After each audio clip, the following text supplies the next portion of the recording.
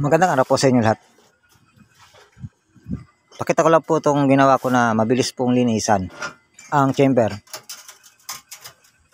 Yan, kasama po bituka mga boss. Yan po ang butas ng burner natin, yung nakaraan yan. Nilagyan ko ng 4 na oil aerator. Bali 5 ang oil distractor. 4 na oil aerator, unang layer. Tapos 5 ang oil distractor. Magkakasama po 'yun sa sa unang layer. Pangalawang layer po ito 1.5 pa-slant pataas mga boss. Pangatlong layer 4 din pa-slant pataas. Sa ibabaw 7. Yan po 'yung sinample lang ko nung una. Dinagdagan ko lang po ng aerator. Mabilis pong linisin yung chamber.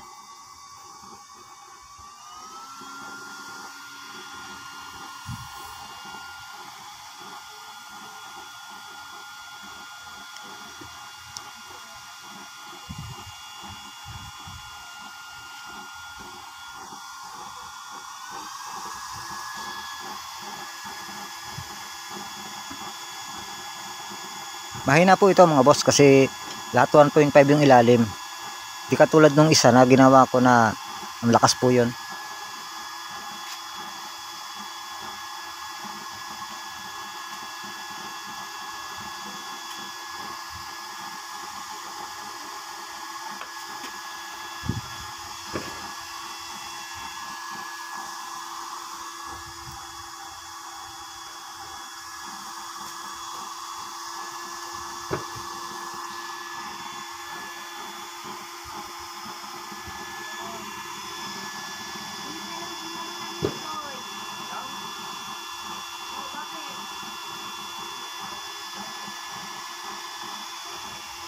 Ito po ay tamang-tama lang po itong pang household mga boss.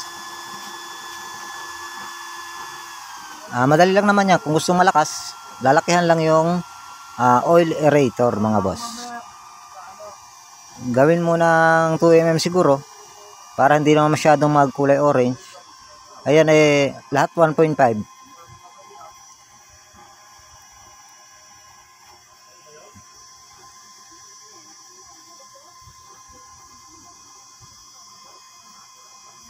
Tingnan po natin mga boss ang ilalim.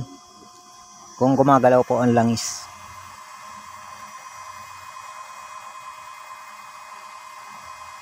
Flashlightan po natin mga boss. Yan, gumagalaw po kahit mahina po ang apoy. Shoutout kay Sir Kasenet at kay Sir Larsky.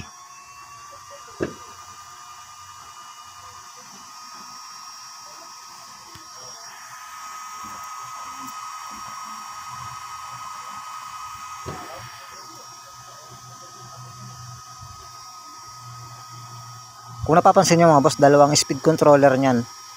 Yung isa kasi, hindi ko lang natapos, lalagyan ko pa yan ng isa pang blower sa ilalim na pang preheat mga boss. Kahit nakabukas yung kahit nakabukas yung ibabaw, kahit wala yung burner sa ilalim, may maglalagay ako doon ng pang preheat mga boss. Pa nagpi-preheat yun ang bubuksan ko yung isang blower mga bossing. Next week siguro.